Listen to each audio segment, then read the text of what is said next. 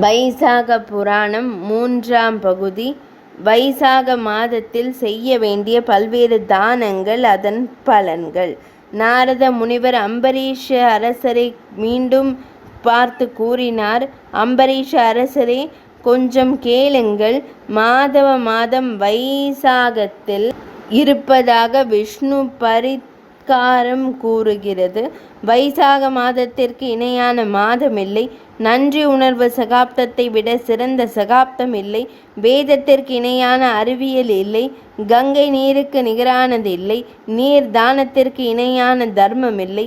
மனைவியின் மகிழ்ச்சிக்கு இணையான சந்தோஷம் இல்லை. விவசாயம் செய்து வரும் பணத்திற்கு இணையான பணம் இல்லை. வாழ்வின் லாபத்திற்கு இணையான லாபம் இல்லை. பசியால் செய்யும் பாவத்தை விட பெரிய பாவம் இல்லை. தானம் செய்வதால் கிடைக்கும் மகிழ்ச்சிக்கு இணையான மகிழ்ச்சி இல்லை. கருணைக்கு நிகரான தர்மம் இல்லை. கண்ணுக்கு இணையான ஒளி இல்லை. உணவு திருப்திக்கு சமமான திருப்தி, விவசாயத்திற்கு சமமான வியாபாரம், நேர்மைக்கு நிகரான நண்பன், உண்மைக்கு நிகரான புகழ் எதுவும் இல்லை. வைசாகம் போன்ற மாதாந்திரம் சில ஸ்ரீ மகாவிஷ்ணுவின் ரக்ஷகர், ஆரோக்கியத்திற்கு சமமான வளர்ச்சி என்று கவிஞர்கள் விவரிக்கிறார்கள். சேஷக்ஞன் ஸ்ரீ மகாவிஷ்ணுவிற்கு வைசாக மாதம் மிகவும் பிரியமான மாதம். நோன்பு நோற்காமல் இந்த மாதத்தை வீணாக கழித்தவன் அநியாயக்காரன் மட்டுமல்ல, மிருக பறவையாக பிறந்தவன். வைசாக மாத விரதம் கடைபிடிக்காதவன் குளம் தோண்டுவது, யாகசாலைகள் செய்வது எத்தனை புண்ணியம் செய்தான். ஆனால் வைசாக மாத விரதம் கடைபிடிக்காதவன் இதையெல்லாம் வீண்தான். வைசாக மாத விரதம் கடைபிடிப்பவர் மாத விரதமாக உண்பதால் ஸ்ரீ மகாவிஷ்ணுவின் சுஜ்யத்தின் பலன்கள் கிடைக்கும். அதிகப்படியான செலவுகளால் செய்யக்கூடிய பல சுழற்சிகள் உள்ளன. உடலிற்கு தொல்லை தரும் பல வட்டங்கள் உள்ளன. அந்த வட்டங்களுக்கெல்லாம் தற்காலிக பலன்கள் உண்டு. முடிவு மட்டுமல்ல, மறுபிறப்பும் கூட நீங்கள் ரட்சிப்பு என்று கூறுவதாக அர்த்தம். எனவே வைசாக மாத முற்பகுதி நீராடல் மறுபிறப்பை இழக்கும், அதாவது சுதந்திரத்தை தரும். எல்லா புண்ணியங்களும் எங்கிருந்து கிடைக்கின்றனவோ, எல்லா கோயில்களிலும் நீராடுவதால் கிடைக்கும் புண்ணியங்கள் அனைத்தும் வைசாக மாதத்தில் நீர் தானமாக பெறுகின்றன. அந்த தானம் செய்ய உங்களுக்கு சக்தி இல்லை என்றால் அதுவே அந்த சக்தியின் கனவு என்றும், ஒருவருக்கு உபதேசம் செய்தால் சகல செல்வமும் கிடைக்கும். நலன்களை விடமாட்டேன்.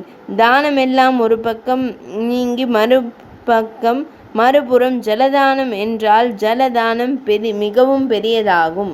வழிப்போக்கர்களின் பிரச்சனைகளை தீர்க்க குளிர்சாதன மையம் வைத்தவர், வழியில் தண்ணீர் தானம் செய்தவர், தன் ஜாதியினர் அனைவரும் புண்ணியலோகத்தில் உள்ளனர். நீர் தானம் செய்பவர்கள் விஷ்ணுலோகம் செல்ல மாட்டார்கள். குளிரூட்டும் மையம் கற்பித்த பயணிகள், அனைத்து தெய்வங்கள், பிதா தெய்வங்கள் அனைவரும் ஆசீர்வதிக்கப்பட்ட திருப்தியில் திருப்தி அடைகிறார்கள். இது நிச்சயம் உண்மை. அப்படி எடுக்கக்கூடியவன் தண்ணீர் வேண்டும். வெயிலால் அவதிப்படுபவன் நிழல் தேடுவதில்லை. வியர்வை சிந்துகிறவன் தூக்கி எறிய விரும்புவதில்லை. வைசாக அமாவாசையை முன்னிட்டு குடும்ப நண்பரான பிராமணருக்கு தண்ணீர், குடை, விசானகம் ஆகியவற்றை தானமாக வழங்க வேண்டும்.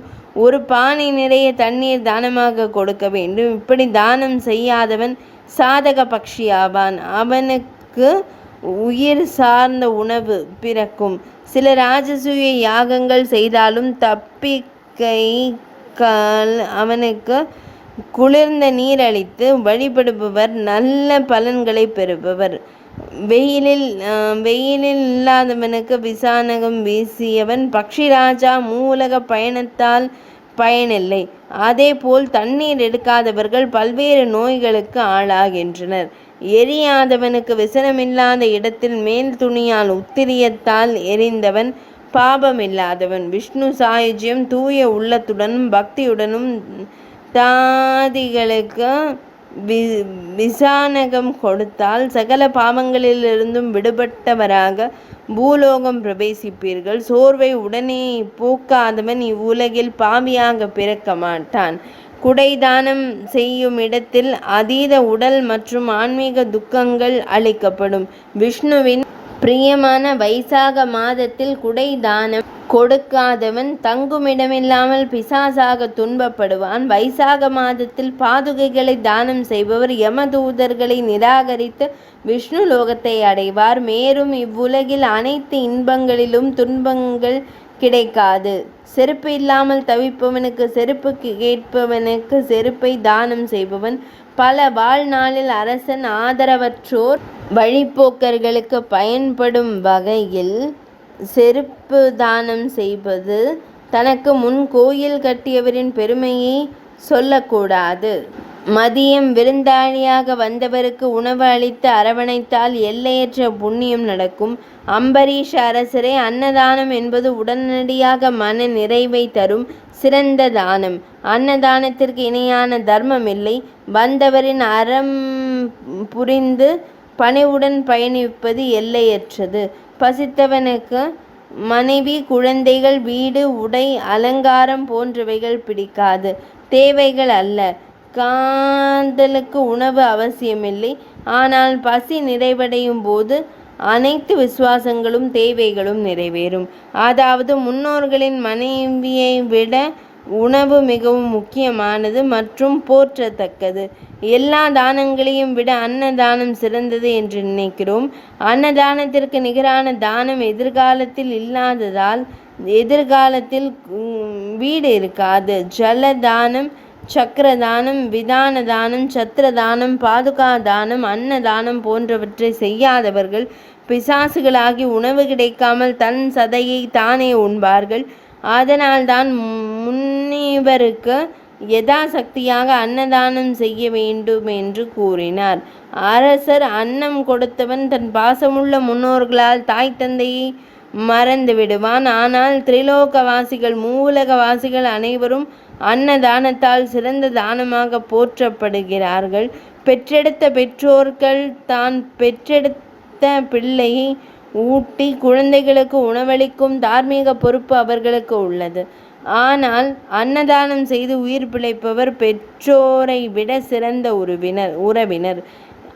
ஒரு உண்மையான தாய் மற்றும் தந்தை வழங்குபவர். அதனால்தான் அன்னதானம் செய்பவர் அனைத்து தீர்த்த தெய்வங்களின் வடிவமாகவும் அனைத்து தேவைகளின் வடிவமாகவும் அனைத்து தர்மத்தின் வடிவமாகவும் அன்னதானம் செய்வதன் மூலம் அனைத்து யாத்ரிகர்களுக்கும் மழையில் குளிர்ந்த புண்ணியமும் அனைத்து தேவிகளும் பழம் அவர்களை வணங்கினால் எல்லா தர்மமும் அனைத்து தர்மத்தின் பலனும் கிடைக்கும். வைசாக புராணத்தின் 3ஆம் அத்தியாயம் நிறைவடைந்தது.